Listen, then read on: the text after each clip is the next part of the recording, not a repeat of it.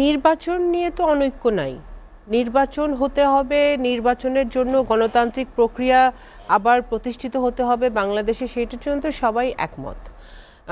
এখানে আমি ফুয়াদ ভাইয়ের সাথে আমি দ্বিমত করছি না, বাট একটু এক্সটেনশন করছি। সেটা হচ্ছে যে 5ই আগস্ট পর্যন্ত মানে এই গত 15 বছরে একটা সিচুয়েশন এমন ক্রিয়েট হয়েছিল হাসিনার আমলে যে আওয়ামী লীগ একদিকে ছিল, জাতীয় পার্টি তাদের পোষ্য হিসেবে একদিকে ছিল, ওরা একদিকে, আর মোটামুটি বাকি রেস্ট অফ দ্য কান্ট্রি একদিকে। হ্যাঁ, যারা রাজনীতি করে না, যারা রাজনীতির সাথে সম্পৃক্ত না, তারাও কিন্তু, যারা সাংবাদিক বলেন, প্রফেশনাল বলেন, ডাক্তার, ইঞ্জিনিয়ার, লয়ার, সবাই মোটামুটি মানে হাউসওয়াইফরাও অতিষ্ঠ হয়ে গিয়েছিল।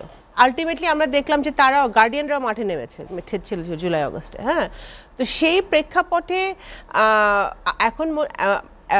এখন যে সিচুয়েশনটা দাঁড়িয়েছে বাংলাদেশে, আমি যদি একটু ব্রড স্কেলে বলি যে বাংলাদেশের মানুষের মনোজগতের একটা পরিবর্তন হয়েছে, মানুষের মনস্তাত্ত্বিক একটা পরিবর্তন হয়েছে। ইয়াং জেনারেশন এখন অনেক বেশি ভোকাল, সব কিছুতেই তারা কথা বলছে, তারা ডিমান্ড করছে, তারা তাদের দাবিটা তুলে ধরতে পারছে, যেটা ভালো ব্যাপার। এবং এই যে ক্ষমতার অপব্যবহার করলে কি হয় সেটা আমরা হাসিনার পলায়ন থেকে আমরা দেখেছি, বা আওয়ামী লীগের কি হয়েছে সেটা আমরা দেখেছি। এবং ক্ষমতার অপব্যবহার না করা এবং দেশটাকে একটি মানবিক রাষ্ট্রে নিয়ে যাওয়া, একটি ট্রান্সপারেন্ট রাষ্ট্র তৈরি করা, একটা জবাবদিহিমূলক রাষ্ট্র তৈরি করা, এইটার জন্য আমাদের সকলের কিন্তু স্টেক আছে, আমাদের সকলের একসাথে কাজ করতে হবে। সেইটাতে আমার মনে হয় না কারো কোনো অনৈক্য আছে।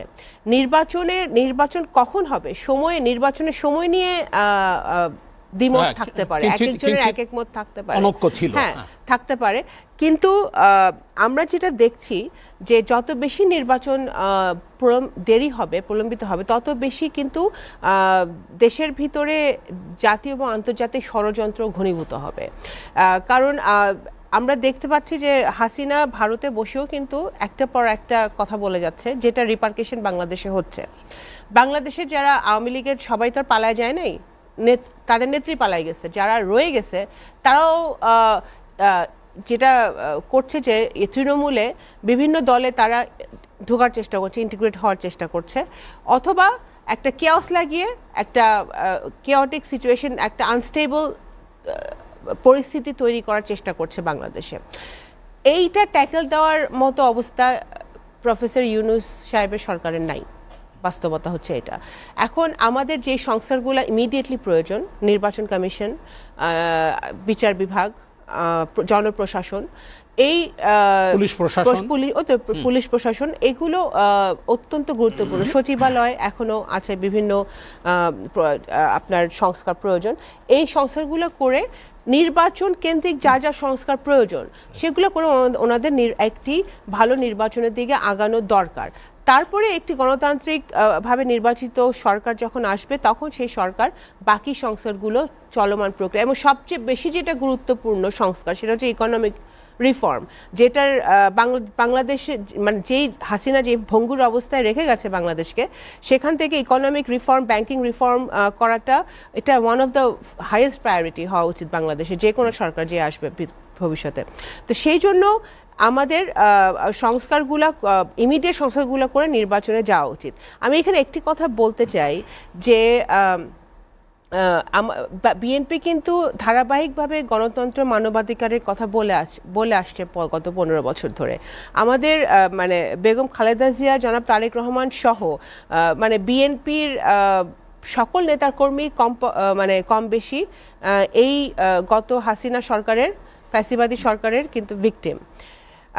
কিন্তু একই সাথে আমরা এটাও বলতে চাই যে এই যে ফুয়াদ ভাই আয়নাঘরের কথা বললেন, বা এই যেই রিপোর্টের কথা বলেন, রিপোর্টে কিন্তু ক্যাটেগরিক্যালি বলা হয়েছে, হ্যাঁ ক্যাটেগরিক্যালি অনেক বলা হয়েছে, এবং এদেরকে এই সংস্কারের সাথে সাথে এদেরকে আইনের আওতায় আনা, এদের বিচার করা এবং এদেরকে নির্বাচনে অংশগ্রহণ করতে না দেওয়াটাও এনশিওর করতে হবে।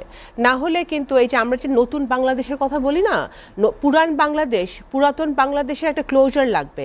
এই ফ্যামিলিগুলোর জানতে হবে যে তাদের পরিবারের সদস্যরা গুম হয়েছে, মারা গেছে বা কোথায় কি হয়েছে তাদেরকে নিয়ে। তো এই ক্লোজারটার জন্য নতুন বাংলাদেশে যদি আমাদের গড়তে হয় তাহলে আমাদের এই বিচারগুলোও এনশিওর করতে হবে। এবং এই যে আয়নাঘরের যারা সাক্ষী, প্রশাসনের লোকজন, এদের এখনো কিন্তু সবাই কিন্তু পালায় যায় নাই, সবাই অ্যারেস্টও হয় নাই, এখনো এরা কিন্তু আছে এই সিস্টেমের মধ্যে, এখনো তারা আছে। এই যদি তারা যারা আছে তাদেরকে ধরতে হবে, তাদেরকে ধরে তাদেরকেও অ্যারেস্ট করতে হবে, বিচারে আনতে হবে। যারা আয়নাঘরের সাক্ষী, যারা গুম খুনের সাক্ষী, যারা মানবাধিকার লঙ্ঘনের সাক্ষী, যারা গুলির অর্ডার দিয়েছে শিশুদেরকে মারতে, যারা এটা শুনেছে দেখেছে, তারাও কিন্তু এখনো বাংলাদেশের মাটিতে ঘোরাফেরা করছে এবং ইভেন তারা চাকরিরতও আছে অনেকে আমাদের জানা মতে। তাদেরকেও ধরতে হবে। তাদেরকে না ধরা পর্যন্ত, আপনার ক্লিনজিং না করা পর্যন্ত কিন্তু আপনি নির্বাচনে যখন আপনি যাবেন তখনও কিন্তু নির্বাচনে তারা একটা ব্যাঘাত ঘটানোর চেষ্টা করবে। সুতরাং যেমন আমরা একটা রোড ম্যাপ চাই, নির্বাচন চাই, একই সাথে এই ডেভিল ধরছে না ওনারা, এখনো যে ভিতরে যে ডেভিলগুলো রয়ে গেছে, ডেভিলগুলোকে আগে বাইর করতে হবে, বের করে ওদেরকেও মানে বিচারের আওতায় আনতে হবে। জি, অসংখ্য ধন্যবাদ আপনাকে। রুহিন হোসেন প্রিন্স, আপনার কাছ থেকে শুনবো ডিসেম্বরের নির্বাচনের যে বিষয়